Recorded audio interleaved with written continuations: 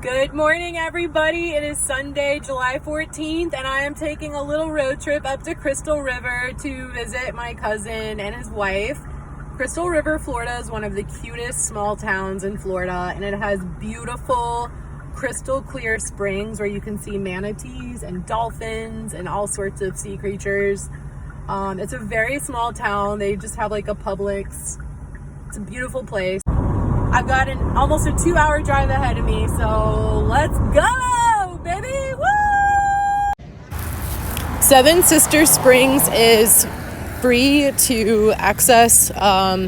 You do have to pay to park at this parking lot, but as you can see, they have kayak rentals and a boat launch that you can use.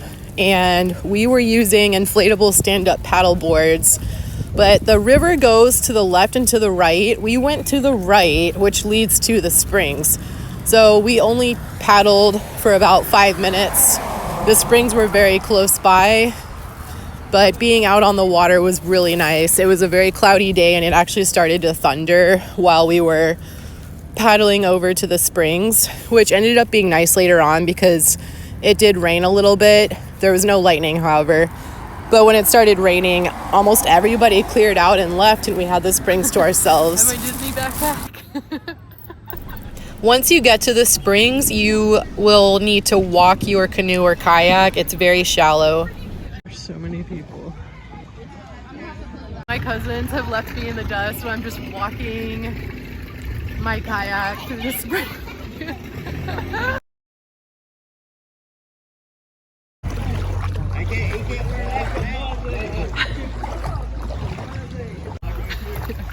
There's so many people here. This is the place to be on a Sunday. Everyone's just hanging out and chilling. I would highly recommend wearing water shoes. The bottom is mostly sandy, but there were a lot of rocks and they were very slippery. So I was going barefoot with my flip-flops. I took the flip-flops off. So definitely wear water shoes when you come here. I'm holding the camera down so you can see how crystal clear the water is at the springs, but there's also just a ton of people here, and I'm trying to respect their privacy. And some of them were just like blasting music on their boats, which I thought was a little much, but again, it started raining and a lot of people cleared out, which was awesome. So probably go here on a weekday and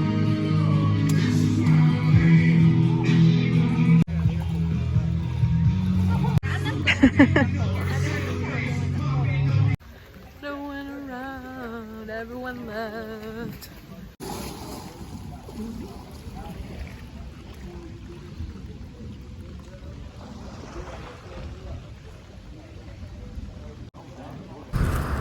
so at this part of the spring, you could go down into that hole and swim underneath a tunnel or a cave and come out about 10 feet later where that other guy is standing. That's the exit. So people were just like swimming underneath the underwater caves.